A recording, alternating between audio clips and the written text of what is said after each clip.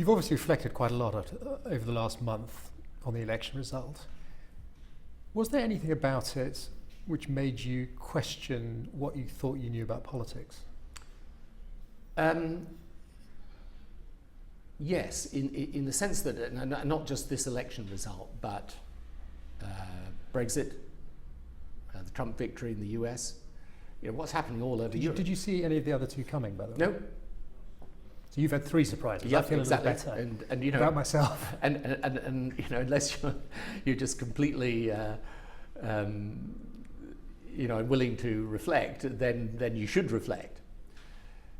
Here's what I think. I think that there is a real desire for change, a real sense of inequality and insecurity, and we have to deal with that.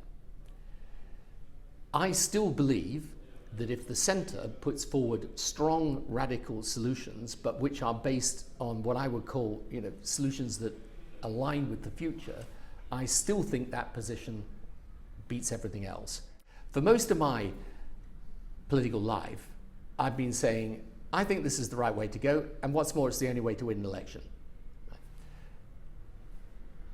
I have to qualify that now. I have to say, no, I think it's possible you end up with Jeremy Corbyn as Prime Minister. So you accept that he could possibly win on the platform he's on? I think you can't rule anything out in today's politics.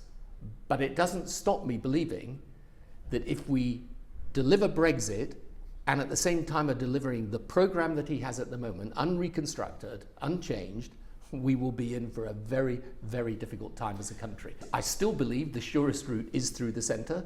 But not the only way. But I think you can't say in today's politics, particularly if you've gone through three things, the election of Donald Trump, Brexit, Jeremy Corbyn doing so well, and if you're in my position, you haven't got those things right, you've got to accept it's possible that that programme wins. But no, I haven't changed my basic view, and why should I?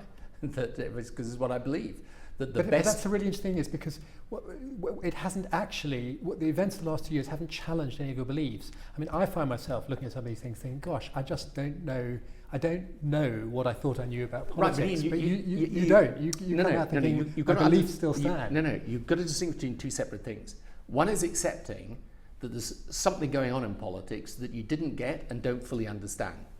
We're completely on the same line with that. I agree. That's why I'm studying it very hard.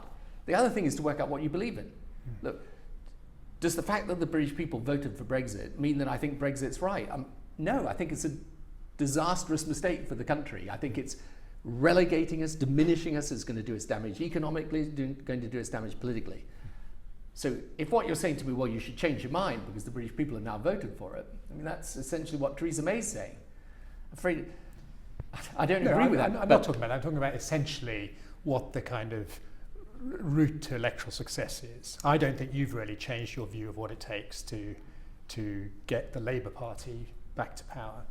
I personally think it's a surer route to power to fight it from the centre, but I'm being open with you in saying that I accept now what, if you'd asked me a year ago, I would have dismissed as impossible.